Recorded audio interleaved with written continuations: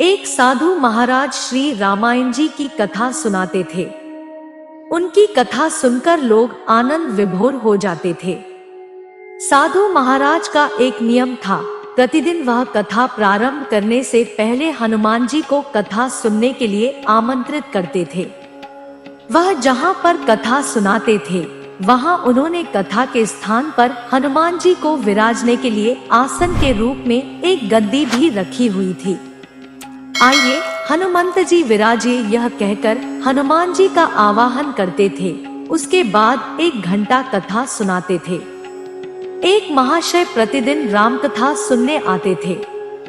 वह भक्तिभाव से कथा सुनते थे, परंतु एक दिन उनके मन में विचार आया कि महाराज कथा आरंभ करने से पहले आइए हनुमान जी विराजे ऐसा कहकर हनुमान जी को बुलाते हैं, तो क्या वास्तव में हनुमान जी यहाँ पर आते होंगे?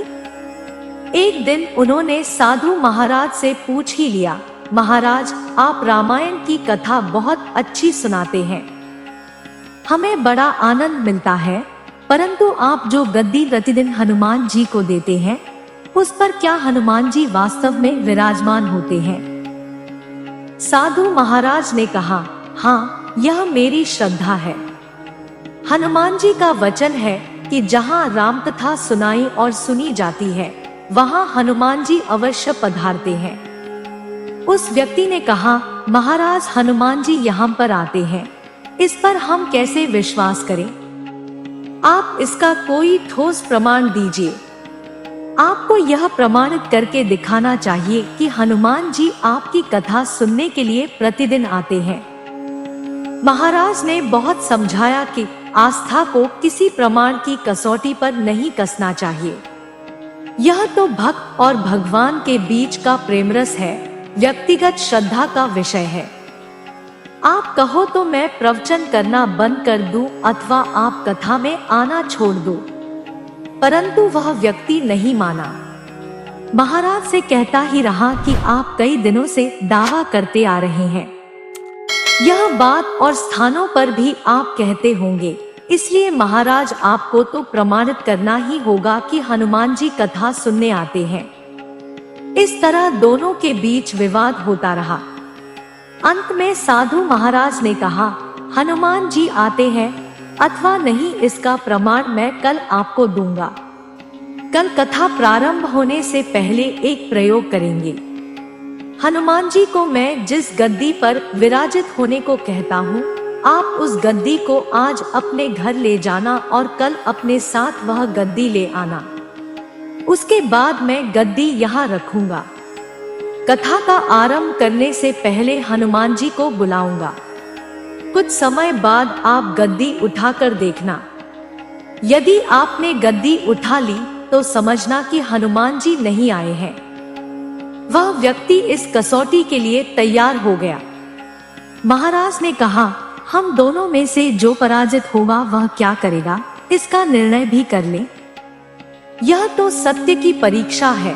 उस व्यक्ति ने कहा, मैं गद्दी नहीं उठा पाया तो आपसे दीक्षा ले लूंगा, परंतु आप पराजित हो गए तो क्या करोगे? साधु ने कहा, मैं कथावाचन छोड़कर आपका सेवक बन जाऊंगा।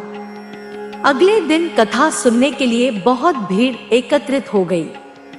सारे लोग भक्ति, श्रद्धा, प्रेम और विश्वास की परीक्षा देखने आ पहुंचे। साधु महाराज और वह व्यक्ति कथा के स्थान पर आए। उस व्यक्ति ने गद्दी महाराज के हाथ में दी। प्रतिदिन हनुमान जी को विराजित होने के लिए जहां गद्दी रखते थे, उसी स्थान पर वह रखी गई। महात्मा जी ने आर्तता से मंगलाचरण किया और बोले, आइए हनुमान जी विराजिए। ऐसा बोलते ही साधु महाराज की आंखों में आंसू आ गए।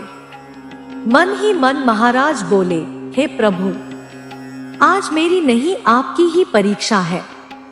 मैं तो एक साधारण सा व्यक्ति हूँ। मेरी भक्ति और आस्था की लाज रखना प्रभु।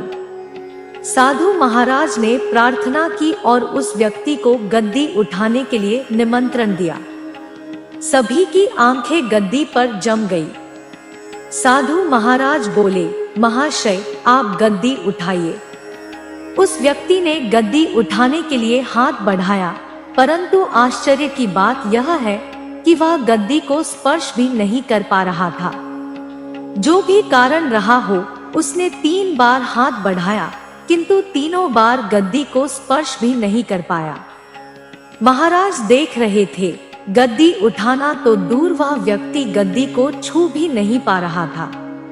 तीनों बार प्रयास करने पर वह पसीने से तरबतर हो गया। वह व्यक्ति समझ गया कि यह साक्षात हनुमान जी का ही चमत्कार है और वह साधु महाराज के चरणों में गिर पड़ा और बोला, महाराज, गद्दी उठाना तो दूर, पता नहीं ऐसा क्या हो रहा है कि मेरा हाथ भी गद्दी तक नहीं पहुंच पा रहा है। मैं अपनी हार स्वीकार करता हूँ। जिस प्रकार उस व्यक्ति ने कहा था, उसी अनुसार उसने साधु महाराज से दीक्षा ली और भगवान की सेवा में जुट गया। कहते हैं कि श्रद्धा और भक्ति के साथ की गई आराधना में बहुत शक्ति होती है।